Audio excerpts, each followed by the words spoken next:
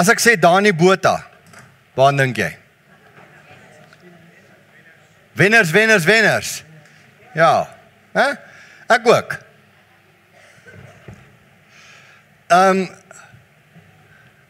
Ek het ander antwoorde verwag, maar dis goed.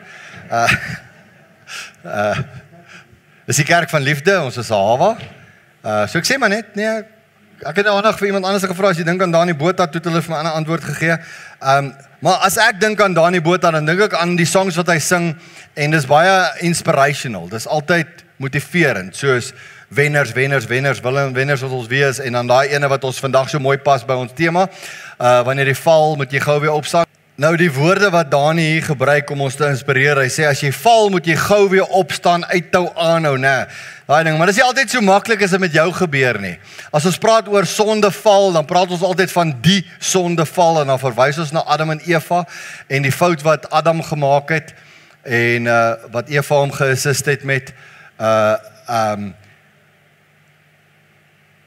kom ons brei nou nie uit oor dit nie, maar as jy nou dink aan sondeval, en dan gaan my kop na, hoeveel keer het ek al foute gemaak?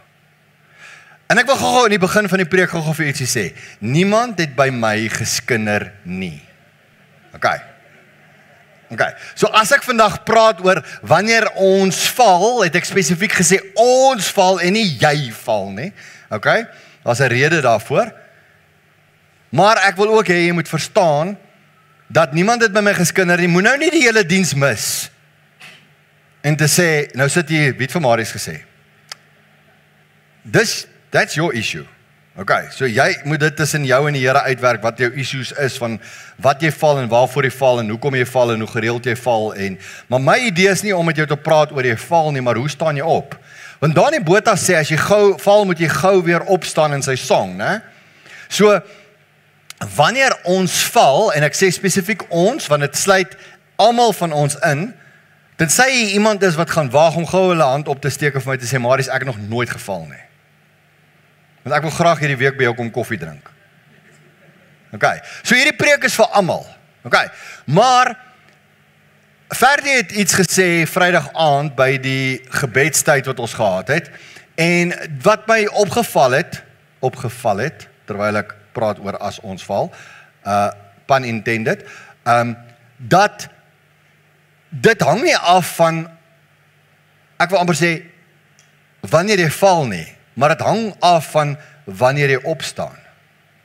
En hy sê dit word, en ek stem saam met hom, ek stem saam met hom, dat dit hang baie keer af ook van die tyd wat jy spandeer, en nommer 1 en nommer 2, kom ons sê die mate van geestelike volwassenheid, wat jy besit, om gouer op te staan.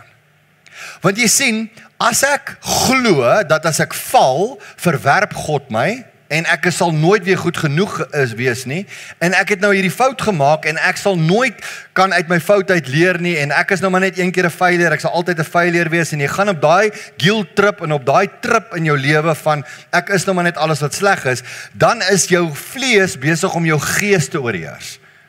Dan luister jy na die verkeerde advies, want die advies wat na jou kant toe moet kom, as kind van God, as geestelike volwassene is, ek vergewe. Marius, nou moet jy baie versigtig wees, né? Want baie mense vat weer hierdie ding, en dan sê hulle vir my, so ek kan maar maak wat ek wil, ek kan maar net val en wat ook al, en dis okay, want die Here gaan my in elk geval vergewe. Daar's 'n verskil tussen dit en moedswillig aan te hou in sonde, en nie by 'n punt te kom dat jy onder die oortuiging van die Heilige Gees kom, en bereid is om te change nie. Okay, so, daar's nêrens 'n ticket, om te sê, Sondag nou maar aan, gaan maar aan, jy is mos gered, jy's okay. Dit is 'n valse lering. Okay, so, wanneer ons val, moet ons opstaan, en ek het spesifiek hierdie Tinus, ek het nie geweet jy het van die dak afgeval nie, maar ek het ook vanoggend gebid vir Hendrik, toe hy hier opgeklim het in hierdie goed, ek het wanneer gehad het, hy moet vir my 'n praktiese illustrasie gee vir my preek nie, maar ons almal het al geval, en ek het spesifiek hierdie beeld gebruik van die atleet en ek wil jy moet saam met my kyk na hierdie videoklip wat eintlik illustreer wat ek vir jou wil sê vanoggend. So kyk saam met my, bear with me en kyk saam met my na hierdie videoklip. Dis amazing, hè? Dis nou as jy val moet jy gou weer opstaan. Ja? Hier is goosebumps. Dit is amazing. Dit is net, jy kan nie glo dat op 'n state championship, 'n indoor state championship, daar is net 'n 200 meter trek, né? So dis 'n 600 meter reis en op die laaste na 400 meter te val en jy 200 meter om op te staan en almal in te haal en te wen is net amazing. Ek het so rukkie terug, was daar 'n klein, was 'n dogtertjie in ons gemeente gewees. Ek het eintlik 'n klip gesoek van haar ook. Sy het op 'n 80 meter hekkies rukkie terug. Ek gaan nou Miele se naam noem, Miele Olivier. Sy was nog op laerskool gewees daai tyd. Sy's nou ek dink graad 9 in Noordjewel Hoërskool. Miele het ook op 'n 80 meter hekkies oor haar eerste hekkie gestruikel in een of ander kampioenskap en daai kind het opgestaan en sy het die reis gewen. Dit is net amazing. Ek het die videoklip gehad wat ma vir my afgeneem het en aangestuur het. Dis daai attitude wat ek wil hê wat ons moet oordra na vandag toe. So, ek wil vir jou lees en ek wil hê ons moet baie spesifiek op vers 8 vanoggend konsentreer. So, Micha is bietjie negatief, maar bear with him. Vertrou geen metgesel nie. Maak op geen vriend staat nie. Let op die poorte van jou mond teenoor haar wat in jou skoot lê. Want die seun minag die vader, die dogter staan op teen haar moeder, die skoondogter teen haar skoonmoeder, die man se vyande is sy huisgenote. Maar ek sal uitsien na die Here. Ek wil wag op die God van my heil. My God sal my hoor. Wees nie bly oor my nie, o my vriendin. En hier kom die woorde nou. Al het ek geval, ek staan weer op. Al sit ek in die duisternis, die Here is 'n lig vir my. En dan vers 9, en die toorn van die Here sal ek dra, want ek het teen hom gesondig, totdat hy my saak verdedig en my reg verskaf. Hy sal my uitlei in die lig en ek sal met welgevalle sien hoe hy geregtigheid oefen. So jy kan vers 8 en 9 as 'n kombinasie gebruik wanneer ons dan vanoggend praat. Ek wil so 'n paar dingetjies met jou deel vanoggend wat ek gevoel wat ek in hierdie week by die Here gekry het. Ek was in 'n paar gesprekke die afgelope week, net dat jy weet waar dit vandaan kom en dat niemand by my geskinder het nie en ek praat nie met 'n spesifieke mens nie. Inteendeel, ek het hierdie studie gedoen vir myself, Marius. En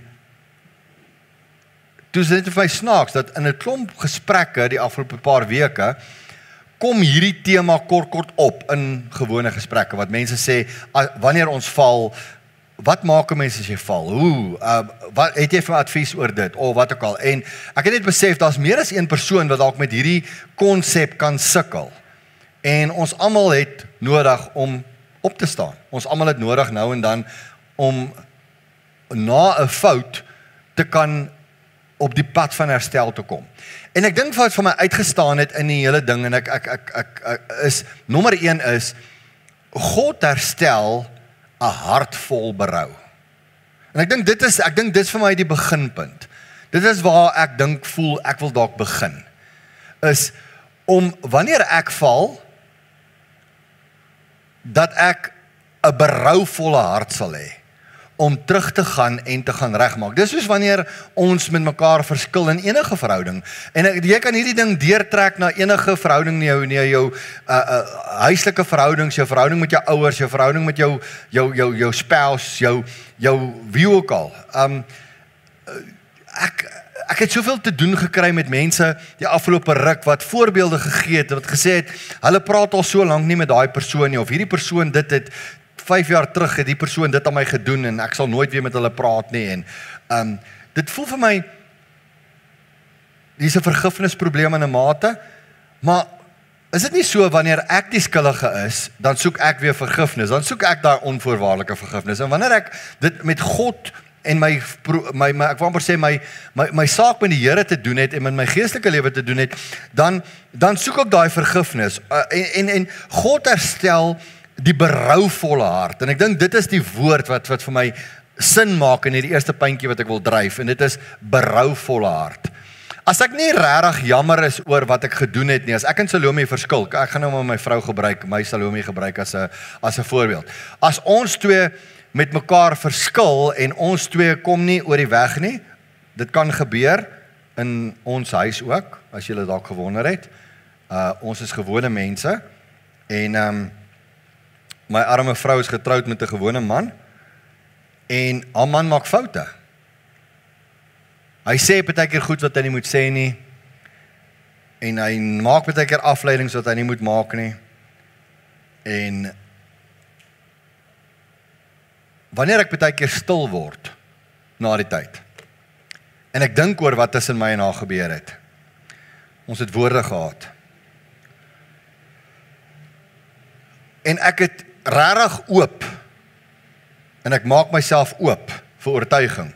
Nie my perspektief nie, maar die oortuiging van die Heilige Gees. Dan kom ek agter, Marius, jy het nou, daar was jou gedeelte. Ek vat nie verantwoordelikheid vir haar gedeelte nie. Dis haar saak. Dis wat sy met die Here moet uitsorteer. Maar my gedeelte. En dan kom ek en dan moet ek met 'n berouvolle hart teruggaan na haar toe en vir haar sê, daar het ek foute gemaak. Ek het dit gesê en ek moes dit nie sê nie. Ek het my daar gewip en ek moes nie, en ek het daar gedoen en ek moes nie dit gedoen het nie. En dan 99,9% van die kere wanneer ek of sy na die ander een toe gaan en vir mekaar sê, dan wat is die ander persoon se reaksie? Wow, ek het ook foute gemaak. Jammer, ek wil ook met jou regmaak. Is dit nie so nie? En dis soos 'n mens horisontale verhoudings uitsorteer deur die eerste stap berou. Wanneer ek na God toe gaan, dan is die Bybel vol voorbeelde van mense wat foute gemaak het, maar ook vol, net so vol voorbeelde van mense wat foute gemaak het, wat herstel is, en 100% van hulle wat herstel is, 100% van hulle het met 'n berouvolle hart na God gegaan. So ek wil hê, dit is waarby ons moet stil staan. Nommer 1, dit is om berou te hê, beteken ek is jammer sonder 'n twist. Ok, want ek kan jammer wees voorwaardelik. Né? Was jy al voorwaardelik jammer? Ek sal jammer sê as jy jammer sê. Of ek sal jammer sê as jy jou attitude verander. Né? Of ek sê jammer met 'n blameer. Ja, maar. Né? Jammer maar. Ok? Maar het die vermoë mos om alles wat jy voor dit gesê het te elimineer. As ek sê ek hou van jou maar, né? Dan ek hou nie regtig van jou nie. Want ek sê dan maar. Ek sien daai twee boetie en sussie fluister aan mekaar se oor. Dietlof het julle iets om reg te maak. Ek wil net seker maak, is dit alraai daar by die Wallisse? Ok, saak is reg. Ok. Net solank daar berou is, hoor? Ok. Daar kan ook 'n jammer wees met denial. Ok, ek is jammer, maar ek erken dit nog nie heeltemal nie, ek ontken dit. En dan my ultimate favorite is jammer met 'n sarkasme. Ons kan polite met mekaar raak partykeer, né? As julle nou woorde gehad het, né? En julle loop by mekaar in die gang verby en jy raak net per ongeluk aan haar skouer skuur. Skies. Het julle dit ervaar? Of jy raak so polite om die tafel, né? Gee asseblief my die sout aan. Praat ek uit julle huise uit? Of praat ek uit my huis uit? Nee, maar ek wil hê julle moet hoor, wanneer 'n mens jammer sê, moet dit met 'n berouvolle hart wees. Dit kan nie sarkasties wees, dit kan nie in denial wees, dit kan nie met blame wees nie, dit kan nie met een of ander voorwaarde wees nie. Wanneer ek regtig wil hê God moet my herstel, wanneer ek 'n fout gemaak het, dan voel ek 'n berouvolle hart is waaroor dit gaan. En die Grieks het nogal 'n mooi 2 woorde daarvoor. In Afrikaans is dit ek bekeer beteken mos om te draai. Dit beteken om 'n verandering te hê. Bekeer is meer as een ding. Bekeer beteken ek kan in 'n situasie tot bekering kom, met ander woorde tot inkeer kom, tot verandering kom, en dit gaan gepaard met 'n berouvolle hart. Nou, Afrikaans en so aan praat net van ek weet omdraai of bekeer of wat ook al, maar ek dink die Grieks, en ek probeer nie slim te klink nie, ek wil net vir iets verduidelik, en ek dink die van julle wat al lank in 'n hawe is, het al hierdie gehoor, so bear with me. Maar die 2 woorde, en dit is dieselfde in Hebreëus. In Hebreëus is dit Nagim en Shup, en in die Grieks is dit metanoia en epistrophe. Nou, metanoia en Nagim, daai 2 woorde in die ou tale waarin die Bybel geskryf is, beteken om te metanoia, beteken dit om 'n sinsverandering te hê. Die verandering vind plaas in jou kop. Jy moet metanoia, jy moet 'n besluit neem om te draai. Jy moet 'n besluit neem om reg te maak. Dit is 'n innerlike verandering wat begin met jou sinsverandering uit jou hart uit en jou kop uit, hoe jy dit ook al wil sien. En dan die tweede ene, die tweede woord om te wat volg op metanoia, wat bekering beskryf, is om te epistrophe in Grieks. En dit beteken dit is 'n fisiese draai. So eers begin dit in jou kop met 'n innerlike sinsverandering. Ek metanoia, ek loop in die verkeerde rigting, ek maak verkeerde besluite, ek kom onder oortuiging van die Heilige Gees, in my kop is daar metanoia, ek kom tot onder oortuiging en ek besluit om te verander, en dan epistrophe ek, en ek draai om en ek stap weg van my fout af. Maak dit sin? In Hebreëus is dit ek Nagim in my kop, en dan Shup ek, en ek draai om. In Afrikaans kan ek dit nie vir jou ek kan dit nie vir jou so kragtig verduidelik nie. Voorbeeld daarvan, verlore seun. Die verlore seun sit by die varke, hy het foute gemaak, hy het sy geld uitgegee op verkeerde goeders, en hy sit daar, en onthou nou net, die hele verhaal wys hoe diep het hierdie ouetjie geval, en hy sit as 'n Joodse seentjie, wat nie naby 'n vark moet kom nie, né? Sit hy en varke oppas. Dis hoe diep hy geval het. Hy het geen, daar's niks meer vir hom oor nie. Hy's nou, ek sal sommer varke oppas vir 'n lewe. Was jy al daar? Wat jy gesê het, ek gaan nou net opgee. Maak nie saak wat gebeur, ek is nog klaar. Né? En dan kom hy by daai varkbakke, en die Bybel sê, hy was so honger, hy was so ver weg af, dat hy op 'n stadium besluit het om selfs die varkkos, wat die absolute drek was, afval, te eet, net om homself te vul. So ek is op so 'n punt in my geestelike lewe, dat ek bereid is om enigiets te aanvaar, ek is bereid om al my standaarde te laat gaan, ek is bereid om by die varkbakke uit te kom, dat daar's vir my geen inhibisies nie, daar's niks meer wat vir my sin maak nie, ek gee totally oor, en dan metanoia daai laaitie. Die oomblik wanneer hy metanoia, die oomblik wanneer daar sinsverandering kom, dan sê hy, dan dink hy aan sy pa, wat obviously God die Vader voorstel, en hy sê, maar my pa het huurlinge. My pa se huurlinge eet. My pa se huurlinge het kos. My pa se huurlinge het klere. My pa se huurlinge word versorg. My pa se huurlinge het 'n dak oor hulle kop. My pa se huurlinge is baie beter af as ek, en ek is 'n seun. En dan metanoia hy in sy kop met daai denkpatroon. En wat doen hy? Dan epistrophe hy. Dan sê hy, ek sal opstaan en na my Vader gaan. Dit is nog steeds metanoia. So met ander woorde, nou neem hy die metanoia besluit, ek gaan opstaan en na my Vader toe gaan, en dan epistrophe hy, en hy loop. Ek gaan papa toe, ek gaan terug na my papa toe.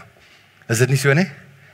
En dan loop hy, en hier kom die mooiste gedeelte, hy sê, en toe hy nog ver was, hy was nie eens klaar met die proses nie. Hy het nog nie eens gesê ek is jammer nie. Hy het nog nie eens gepraat met die Vader nie. Hy het nog nie eens sy sonde bely teenoor sy pa nie.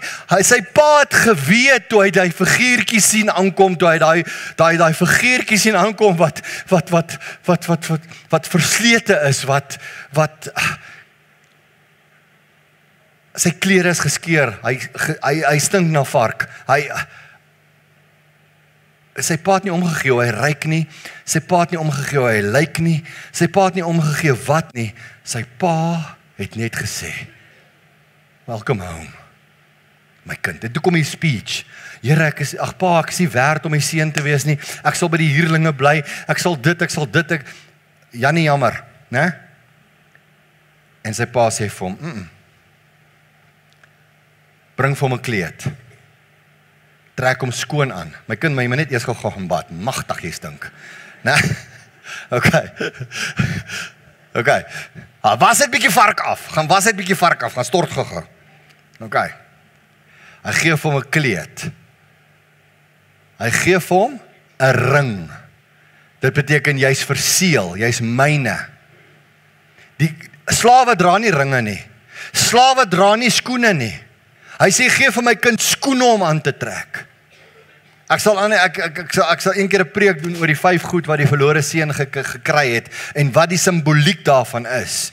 Hy kry die vetgemaakte kalf, hy kry al daai goeders by sy pa, want sy pa sê, ek sien jou rou, ek sien jou berou, ek sien jy het gemetanoia, ek sien jy het al die pad teruggestap, dit is jou epistrofie. Ouens, en dit is wat ons eerste stap. Gaan ons dit kan doen? Is maklik, doen dit net. Maar jy moet op daai punt kom. Jy moet berou, jy moet terugdraai, jy moet kan omdraai. En dan wil ek vir jou Jesaja 55 vers 7 gee. Hy sê, laat die goddelose sy weg verlaat en die kwaadoener sy gedagtes en laat hy hom tot die Here bekeer. Metanoia, epistrofie, hierdie is die Ou Testament. So hierso het hy gepraat van nagemeid. Hy gepraat van jy moet jou gedagte patroon, die kwaadoener moet hy moet sy nagem verander en laat hom tot die Here bekeer, dan moet hy sjoep, dan sal hy hom barmhartig wees en tot onsse God wat hy vergeef, want hy vergeef, hoeveel keer? Menigvuldiglik. Wow, that's grace. Dit is genade. Verdien ek en jy dit? Never. Is daar enigeen van ons wat voel ons verdien dit? Nie, ons doen nie. Maar ons moet berou hê. Het jy? Weet jy wat om te doen? Want wanneer ons val, is daar vir ons almal is daar hoop, want God herstel nie net ons in berou nie. Die volgende ding is God herstel deur sy barmhartigheid. En ek wil hê jy moet in die begin wil ek vir jou sê, dit gaan nie oor jou nie. Herstel gaan oor God se genade. God se barmhartigheid. Dis belangrik dat jy dit besef. God se barmhartigheid. Moenie God se barmhartigheid en genade onderskat in die omstandigheid wat jy jouself bevind nie. Sy genade is groter as jou val. Sy genade en barmhartigheid is groter as jou fout. En dis hoekom ons dit grace noem, want dit is 'n gift, dit is 'n gawe, grace is iets, hulle sê die akroniem vir grace is God reaches at Christ's expense, grace. As jy nou so 'n akroniem aan grace sou gemaak het, God reaches, God seën my of maak my ryker, reaches me at Christ's expense. So Christus is die een wat vir my gesterf het aan die kruis, deur Christus se sterwe. En nou wanneer God die Vader na my toe kyk, as ek met 'n hart van berou na hom toe gekom het, dan kyk hy vir my deur die bril van Christus, kan ek amper sê, en hy kyk met my met die bril van genadigheid en barmhartigheid, en hy vergewe en hy herstel my, want dit is 'n gift. 1 Korintiërs 6:20 sê vir ons, want julle is duur gekoop. Verheerlik God dan in julle liggaam en in julle gees wat aan God behoort. Maar ek wil hê julle moet gou gekonsentreer op daai eerste gedeelte. En dit vee weer vir my die mense met die teorie uit wat sê, as ek gered is en ek is 'n kind van die Here, kan ek leef hoe ek wil, want ek is onder God se genade. Julle, dis nie Bybels nie. Daai grace theology wat mense partykeer preek, wat hulle die genade van, ek voel hulle speel met God se genade. Dis nie Bybels nie. Ek het een keer in 'n vergadering gesit en ek gaan nou nie praat hier, dis nie hier nie, dit was by 'n vorige plek waar ek gewerk het en ek het in 'n vergadering gesit en die een persoon het vir ons gesê in die vergadering en hy werk vir die kerk en hy sê hy kan maak net wat hy wil want hy is onder die genade van die Here. En almal bly stil. En ek sê, wow, stop gou. Nee, dis verkeerd. Ek kan nie laat dit slip nie. Want jy sien, so 'n persoon onderskat die prys van Christus aan die kruis. Jy is duur gekoop, dit het Christus se lewe gekos, dit het Christus se opoffering gekos, dit het Christus gekos dat hy sy hemelse heerlikheid verlaat, dat hy gehoorsaam geword het, ja, gehoorsaam tot die dood, sê die woord, dat hy deur die mens wat hy gemaak het, gekruisig is, sonde gemaak is vir my, sodat ek die ewige lewe kan hê. Dis 'n duur prys. Hy het nie net met sy bloed betaal nie, met al sy bloed betaal. Hy het nie net bietjie van sy lewe gegee nie, hy het sy totale lewe gegee. So ek moet onthou, dit is sy barmhartigheid dat hy my red. Dawid, ons gebruik hom as 'n voorbeeld. Ook iemand vir wie ek en jy baie respek het. En ek sê altyd, 'n mens moet nie altyd net aan mense dink aan hulle foute nie. As iemand sê Dawid en Goliat, dan dink jy Dawid en Goliat, of jy dink Dawid en sy oorwinning en Dawid se selfbeheersing, toe hy nie Saul doodgemaak het nie in die spilonk nie, en hy het net 'n stukkie van sy mantel afgesny. Hierdie ou het baie meer goeie goed gehad as slegte goed. Maar baie mense, as jy praat van Dawid, dan sê Dawid en die tannie wat gebad het op die dak. Tannie Batseba wat gebad het.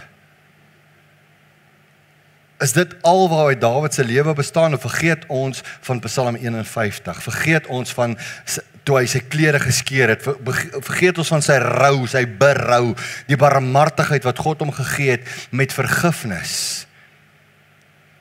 En die oomblik toe die profeet Nathan met hom praat en vir hom vertel die verhaal van die skapie, en die een skapie en die ander ou het baie skapies, en hierdie een ou het die ander ou se skapie gevat, en hy het eintlik baie van sy eie skape, en hy sê hierdie ou moet doodgaan. En Nathan sê vir hom, maar dis jy.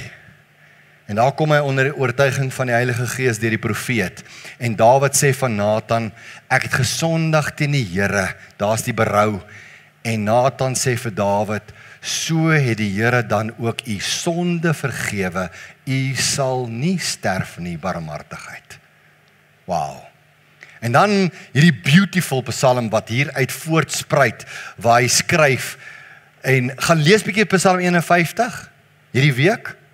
Dis 'n boetepsalm, dis 'n eerlike psalm, dis 'n psalm uit Dawid se hart uit.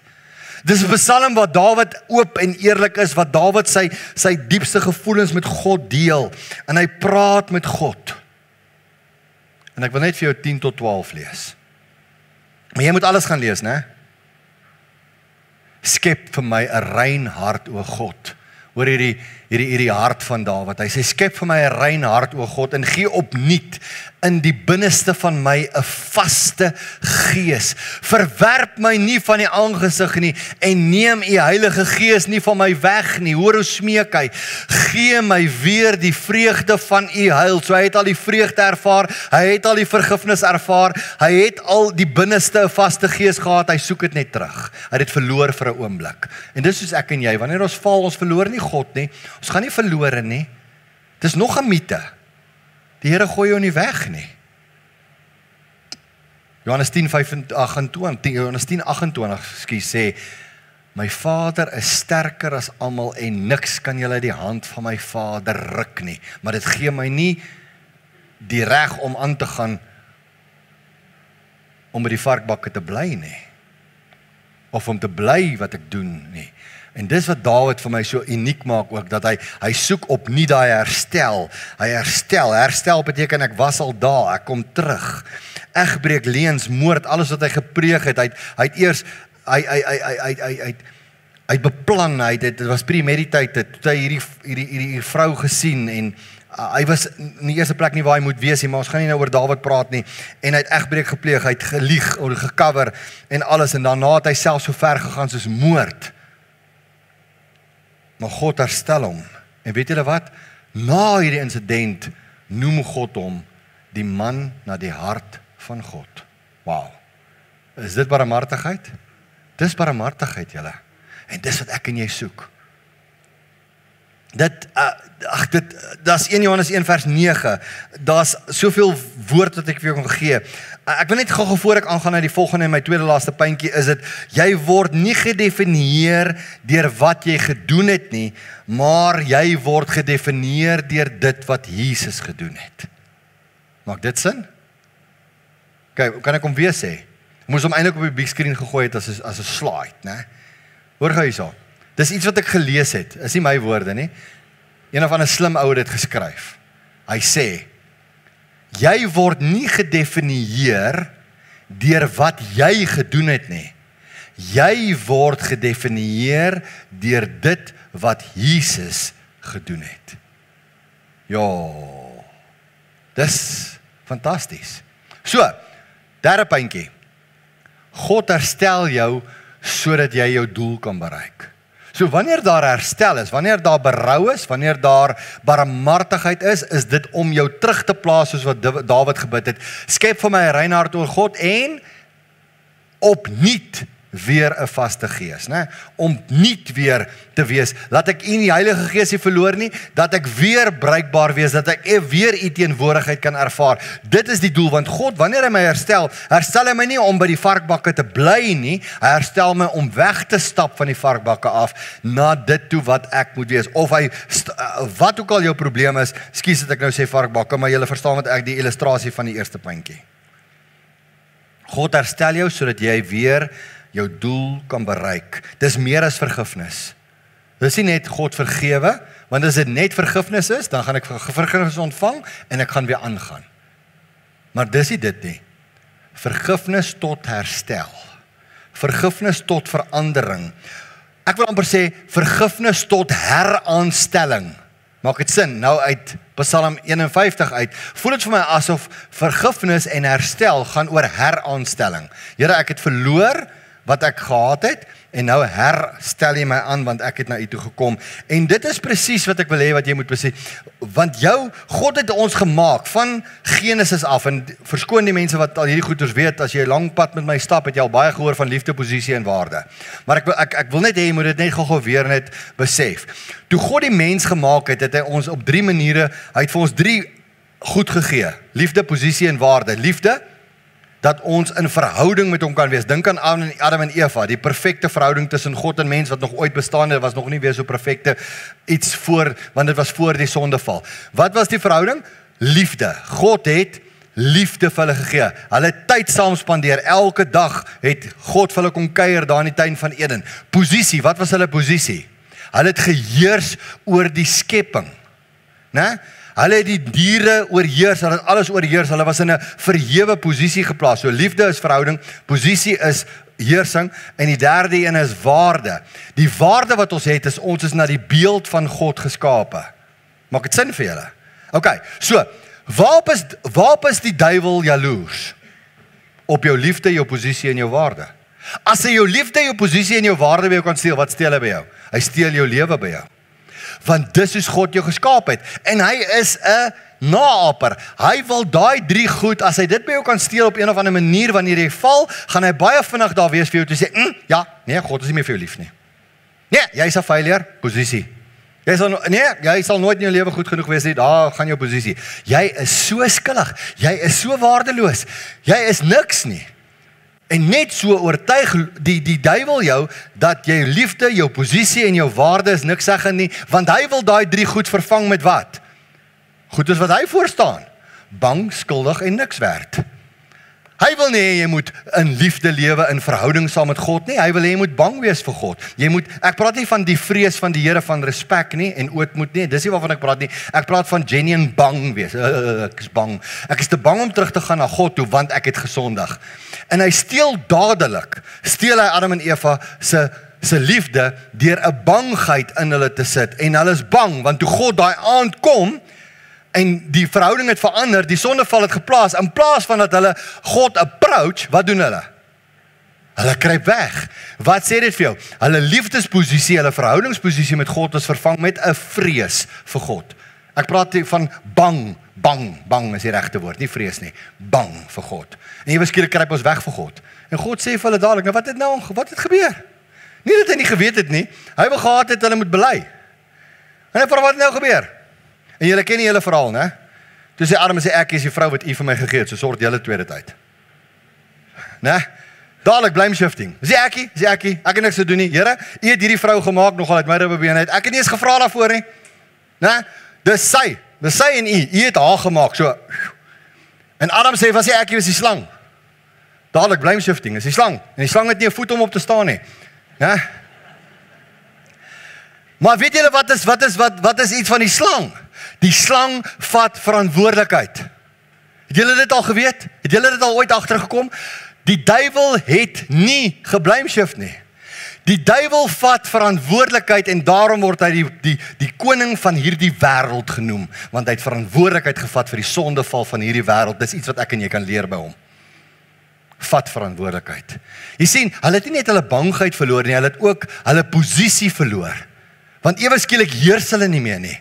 Nou is hulle ondergeskik, want hulle voel skuldig. Hulle cover op.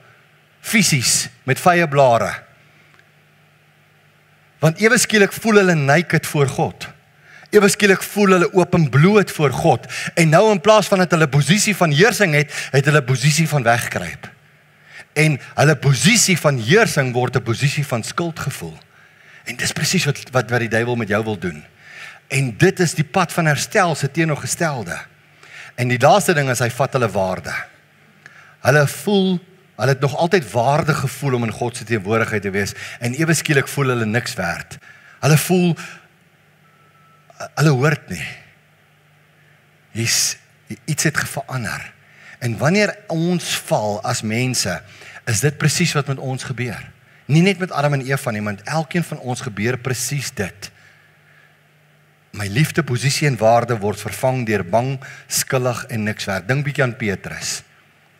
Ek weet net 'n mite, Petrus het die haan het nie 3 keer gekraai nie. Petrus het vir Jesus 3 keer verloon, toe die haan 1 keer gekraai. Baie mense mix daai twee op. Voor die haan 3 keer gekraai het. Nee, hy het net 1 keer gekraai. Ons doen dit ook baie keer met hierdie skoolhoenders, né? As hulle die eerste keer kraai, is ek nog alright, maar as jy die derde keer kraai, dan is dit so nee, jy moet nie nou kraai nie, pappa, ons wil nou kerk hou. Toe was dit my simpel kop, sorry. Right. Dink aan Petrus.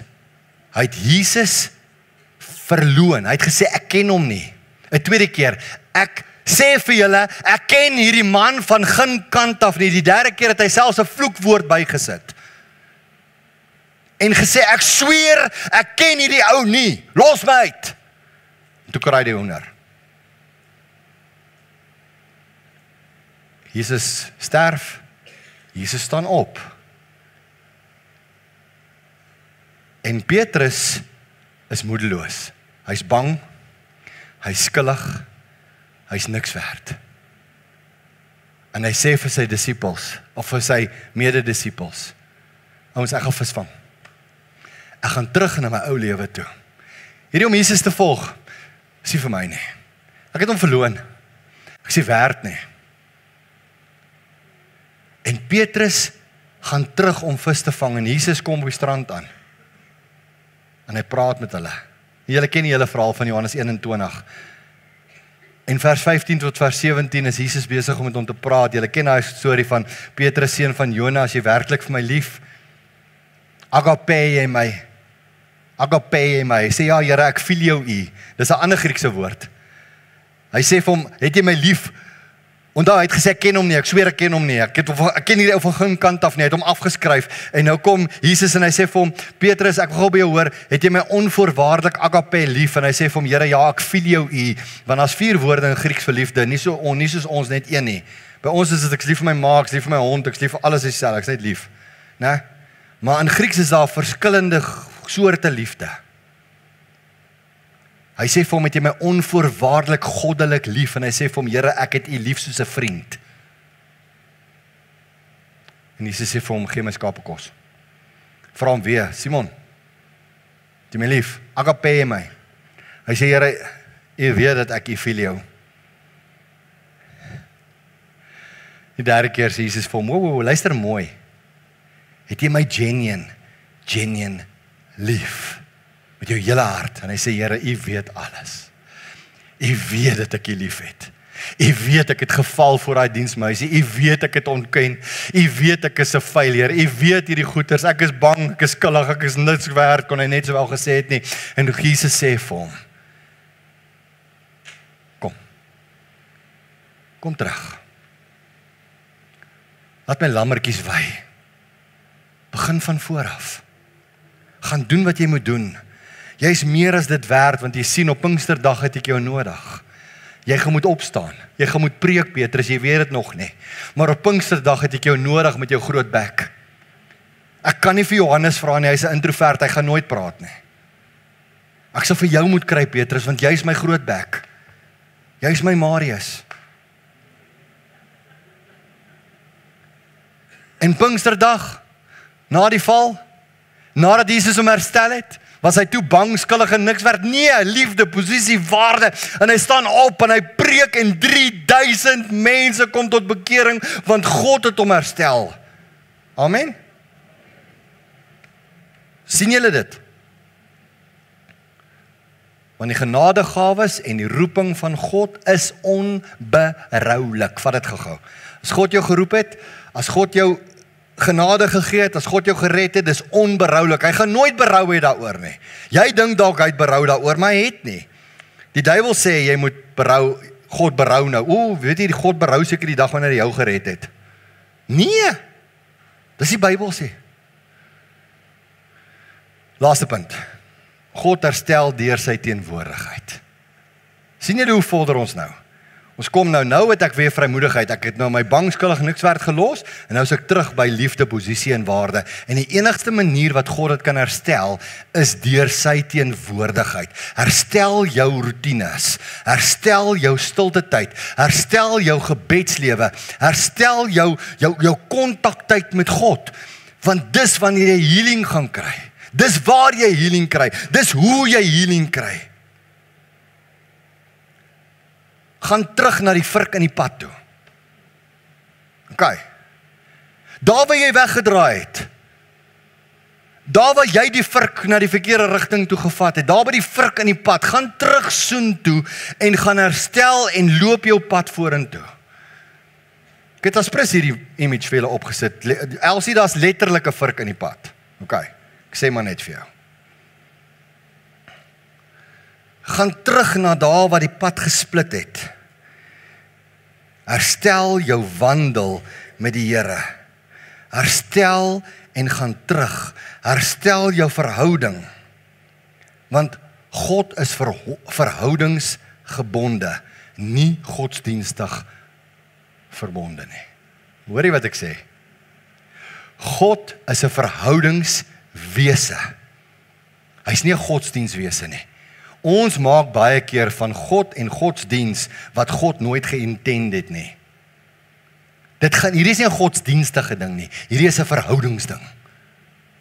Wanneer jy regtig met iemand verskil het of jy het 'n verhouding gebreek met iemand, dan gaan dit nie oor wat nie. Dit gaan oor jy wil die verhouding regmaak. God is 'n verhoudingswese. Gaan net terug na hom toe. Dankie, ek is amper klaar.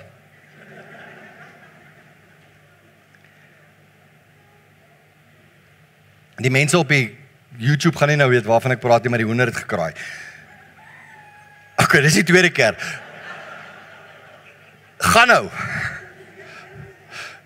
Hy wil my nou verkeerd bewys, die perd. OK, ek gaan vir julle 'n paar verse gee. Jakobus 4:8. Om jou verhouding te herstel beteken nader tot God en hy sal tot jou nader. Maak jy vrik in die pad sin? Nader jy tot God en God sal tot jou nader. Jy moet metanoia, jy moet epistrofie, my hele preek vasgevang in Jakobus 4 vers 8. Jy moet omdraai, jy moet teruggaan, jy moet die pad loop, jy moet teruggaan sodat God jou kan herstel. En hy sal definitief jou nader, want hy is barmhartig en so kan ons die hele preek oor doen. Maar ons gaan nie. So wanneer jy val, is dit belangrik. Dink gou 'n bietjie aan Psalm 23 vers 3 wat hy sê, U verkook my siel. Verkook. Jy sit weer daai nourishment terug, né? Ek wil amper sê, 'n vertaling daarvan kan wees, U herstel my siel. OK, Marius, Jy's 'n praktiese ou. Né? Dit sê julle mos. So ons nou genoeg teorie.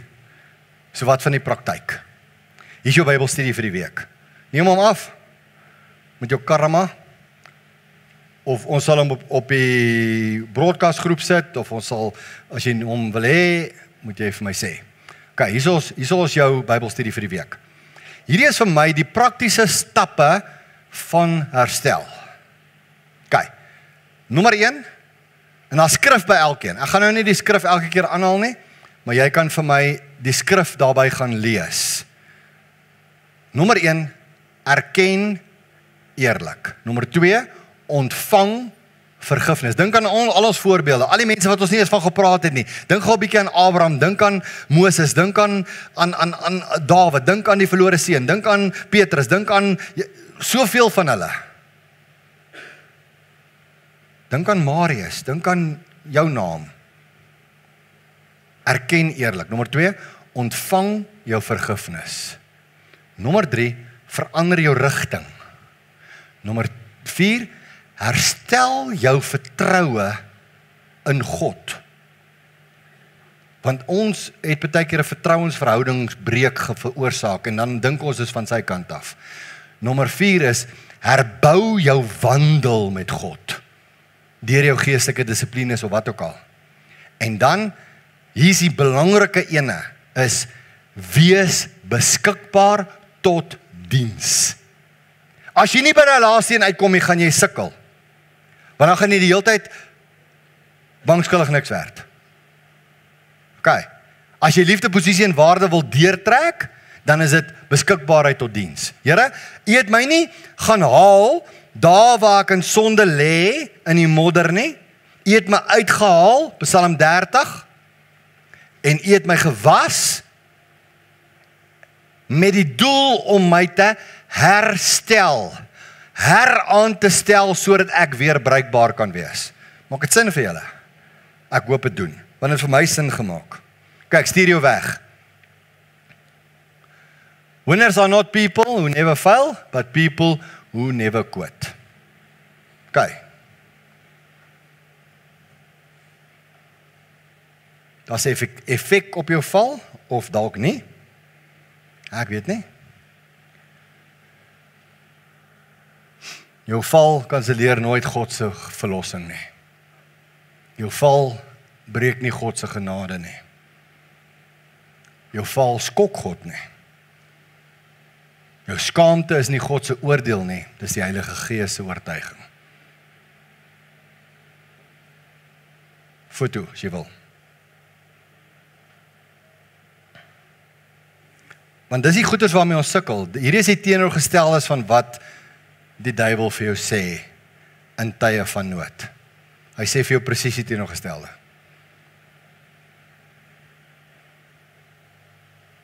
Kyk, dan stuur ek jou weg met een vers.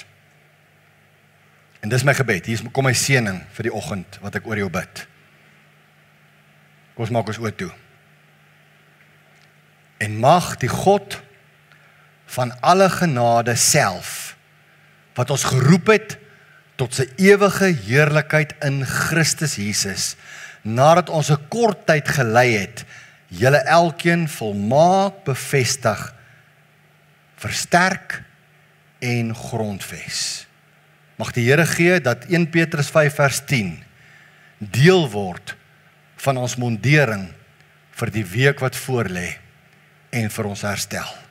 Mag die Here met ons wees, die genade van ons Here Jesus Christus, die liefde van God ons Vader en die inwoning van die Heilige Gees met elkeen van ons. Amen.